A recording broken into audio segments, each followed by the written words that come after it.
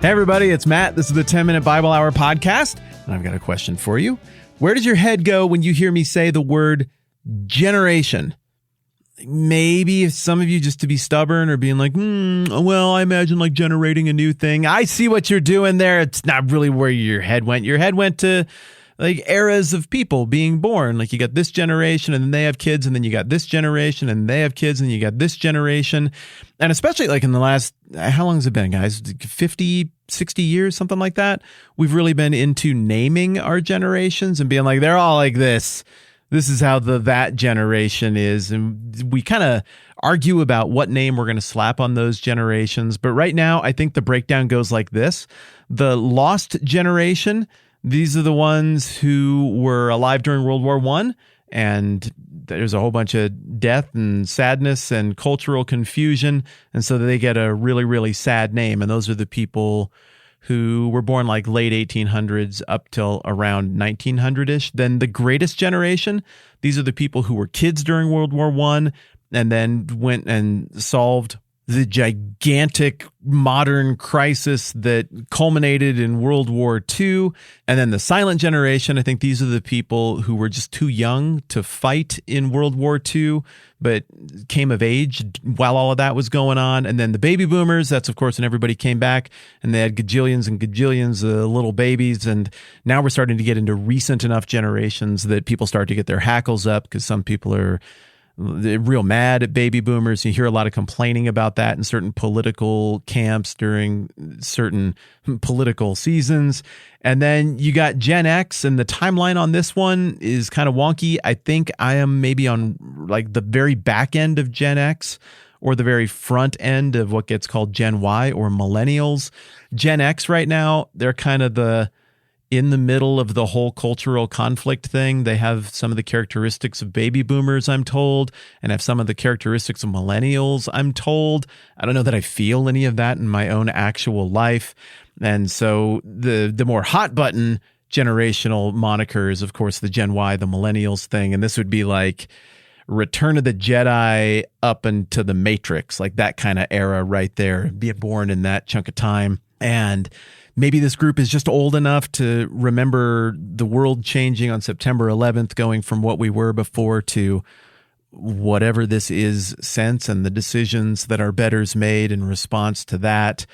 And of course, we're told that the aughts, the 2000s, had the giant generation war between the baby boomers and the millennials. And the baby boomers made memes about how dumb and bad and lazy millennials were. And millennials made memes about how dumb and out of touch the baby boomers were and how it'd probably be better if they just died soon. And it was really gross and ugly on all parts. But as far as I know, like most of the baby boomers I knew and most of the millennials, if that maybe even barely includes me, who I knew, like most people didn't really hate anybody. It was just a thing that it felt like was always being foisted upon us to divide us, not just over how we look or what we have or don't have or where we live or what language we speak, but now we're even dividing each other over when we happen to be born, which you can't really help. Then you got Gen Z.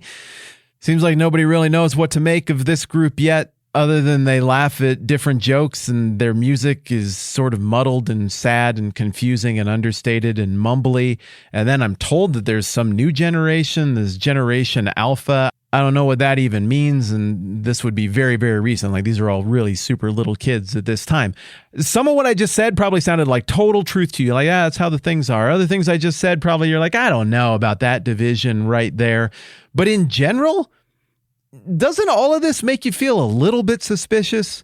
Like this is a bit overwrought and a bit tortured and a bit like we're trying to cram these categories together. Like the strokes almost feel so broad as to be discriminatory. That's not the point why I bring all of this stuff up. The point of why I bring all of this up is to say that if you are alive right now and you are within earshot of this podcast, you have been bombarded with this idea, this notion of what a generation is for your whole life. It is treated as a cipher that can help us explain the differences between age groups and the social movements that are happening and political fights that are going on. And maybe like me, you're skeptical of these things. Maybe you just are wholesale in on it and you're like, yes, that is the meta-narrative explanation for everything that is happening. But what we can all agree on is that this is a really relatively recent phenomenon. I mean, there was no such thing as even youth culture per se before like 1920, 1910. The idea of the high school rite of passage, all of these things are so new. You go back a couple thousand years, no one was thinking about generations the way we think about them now. No one. Yet, when we see that word generation pop up repeatedly throughout the book of Matthew, we instantly, and I think understandably, are going to jump to how we've been conditioned to think of that term. But if we do so, we can run into a massive problem in terms of how we understand the Bible, and specifically how we understand what Jesus means at the end of chapter 23 and into chapter 24, because how we read this very pivotal chunk of Matthew really does pivot to some extent on how we understand the term generation versus how they understood the term generation. So at the end of Matthew 23, we're finally landing the plane on these woes that Jesus has pronounced against the Pharisees and the religious leaders. And he says in verse 35, "And so upon you, religious leaders, Pharisees, come all the righteous blood that has been shed on earth, from the blood of righteous Abel to the blood of Zechariah, son of Berechiah, whom you murdered between the temple and the altar. I tell you the truth, all this will come upon this generation." And then in the high point of the next chapter, chapter 24, he says, "Now learn this lesson from the fig tree. As soon as its twigs get tender and its leaves come out, you know that summer is near. Even so, when you see all these things, you know that it is near, right at the door. I tell you the truth, this generation will certainly not pass away until all these things have happened. Heaven and earth will pass away, but my words will never pass away." And that language right there comes on the heels of some pretty significant pronouncements about how time is going to unfold.